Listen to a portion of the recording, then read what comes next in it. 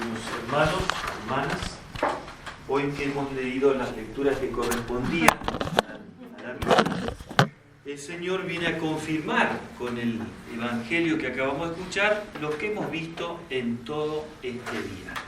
No he venido a traer la paz, sino la división, no porque el Señor quiera la división, sino que vino a traer la verdad, como dice San Juan, la verdad vino a las tinieblas no la recibieron. Y va a decir, quiero prender fuego a la tierra, vengo a traer fuego, que es justamente lo que hoy hemos estado meditando.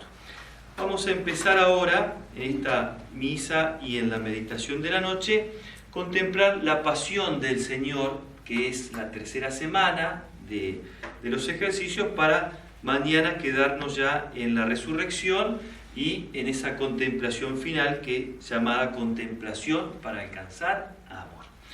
Que vamos a reflexionar ahora que está por debajo de todos los hechos materiales de la pasión del Señor, que es una enfermedad espiritual de la cual nosotros tenemos que mirar siempre que no nos ataque a nosotros y cuidarnos si encontramos a alguien que tenga esa enfermedad, porque es contagiosa y es muy dañina. Esa enfermedad se llama fariseísmo. Fíjense que ese evangelio donde el Señor se enfrenta con los fariseos varias veces en el evangelio va a salir mucho justamente en el tiempo de Cuaresma y sobre todo en Semana Santa. ¿Por qué? Porque a medida que se iba cumpliendo el camino del Señor, iba llegando a la cruz, los fariseos tenían una actividad mucho más notable, porque ellos justamente son los que van a tramar la pasión del Señor. ¿De qué nos sirve aprender, saber lo que es el fariseísmo? Un sacerdote en nuestro país, padre Leonardo Castellani, ha escrito muchísimos libros y se ha fallecido ya, se ha dedicado un poquito, se dedicó a ver, a comprender este daño que causaba el fariseísmo. Y él dice esto: no podríamos comprender la persona de Cristo completa, ¿no?, todas las vetas de la persona de Cristo, si no conocemos el fariseísmo. Y dice, si tuviésemos que resumir la venida de Cristo, la misión de Cristo, podríamos decir esto sin temor a equivocarnos. Vino a salvarnos y a luchar contra el fariseísmo. Así de grande es el tema del fariseísmo en el Evangelio, que no siempre lo escuchamos o se le da poca importancia como algo que ya pasó, algo histórico, y no como algo que tiene injerencia y que la va a tener siempre la Iglesia. Y vamos, si conocemos lo que es el fariseísmo, vamos a poder entender muchas etapas de la Iglesia, porque ha tenido que ver siempre esta enfermedad que se mete en los pulmones de la Iglesia, siempre ha tenido que ver con esos cambios o esas luchas internas de la Iglesia, y también de alguna manera vamos a poder entender o vislumbrar cómo van a ser los últimos tiempos, porque según el padre Castellani, con no poca razón, él dice que va a obligar al Señor a bajar a la tierra por segunda vez a poner punto final a la historia. Cuando vea que su iglesia, que quiere que esté viva, esté casi en su totalidad imbuida de fariseísmo. Cuando vea eso va a decir, yo no puedo permitir que el resto, ese pequeño resto que quede, siga contagiándose o que muera en manos del fariseísmo. Entonces, eso, según el padre Castellani, va a obligar al Señor a venir a la tierra.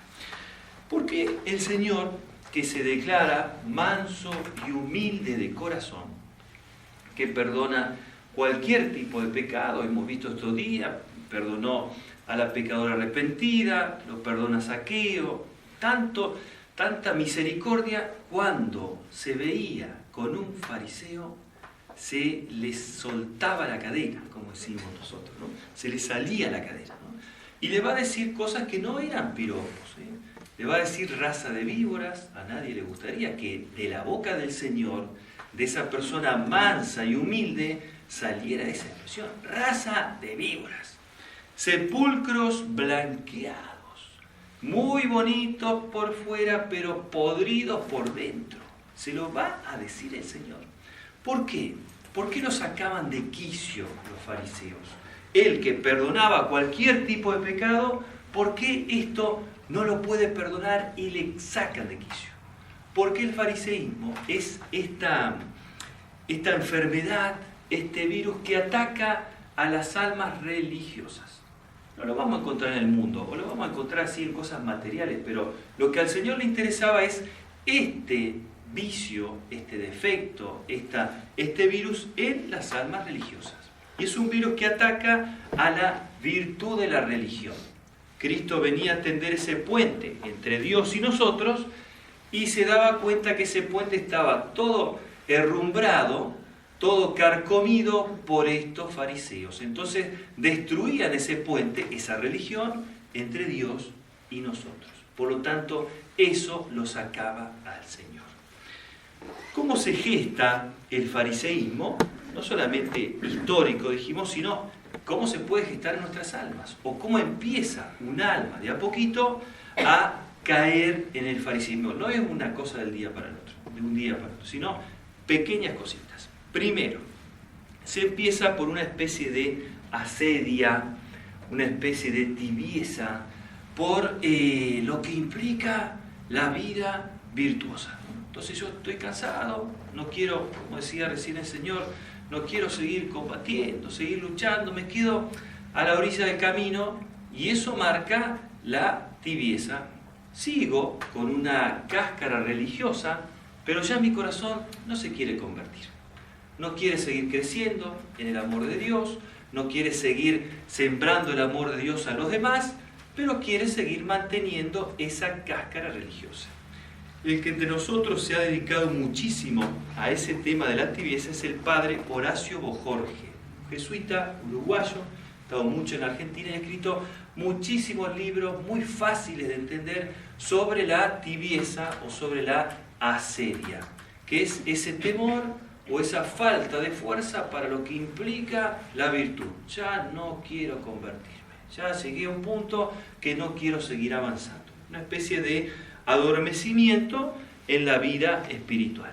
Nosotros en la montaña, los escaladores, tienen esta convicción de que cuando les agarra un sopor, van caminando, les agarra un cierto sopor que les dice, sentate, descansá, acomodate un poquito, lo tienen que rechazar, porque ese sentarse, ese descansar, ese adormecerse es quizá la muerte.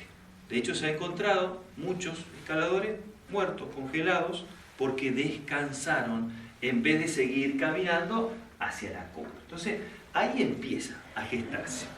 Pero se pasa a un segundo plano, que es, ya que mantengo una cascarita religiosa, voy a aprovecharme de la religión.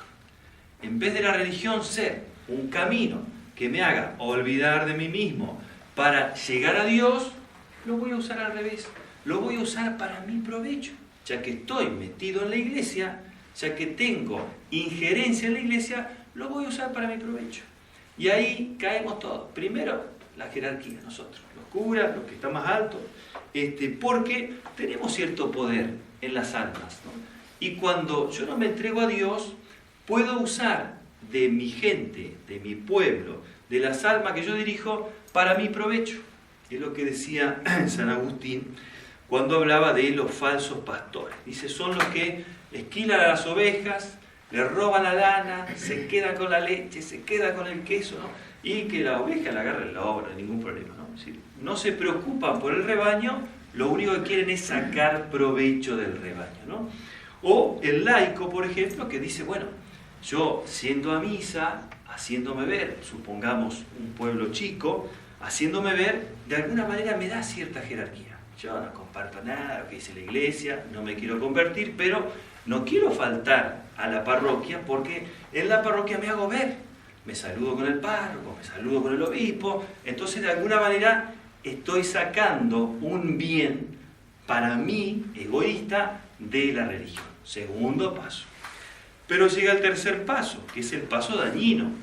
Si yo soy fariseo y el otro es fariseo, estamos contentos los dos.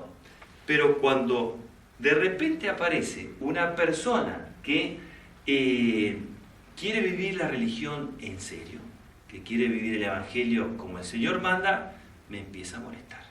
Porque si todos somos mediocres, todos aplaudimos. Pero esos mediocres, salta una cabecita que quiere ser perfecta, ¿por qué no bajás la cabeza? ¿Por qué no te apartás de nosotros? Porque nos estás causando un mal. De alguna manera me estás mostrando que yo estoy obrando mal. Y eso fue lo que hicieron los fariseos con el Señor. San Pablo trae a colación algo del profeta creo que era Oseas. Creo que voy a abrir la cola porque está encerradísima. Yo tengo un problema en pulmones. Una vez casi me asfixio, así que no tolero el aire cerrado. Discúlpeme. Trae a colación algo de... no era el profeta Oseas, entró oxígeno, ya funciona un poquito mejor. Del libro de la sabiduría, tal como esto no la notan, después no van a saber si es así.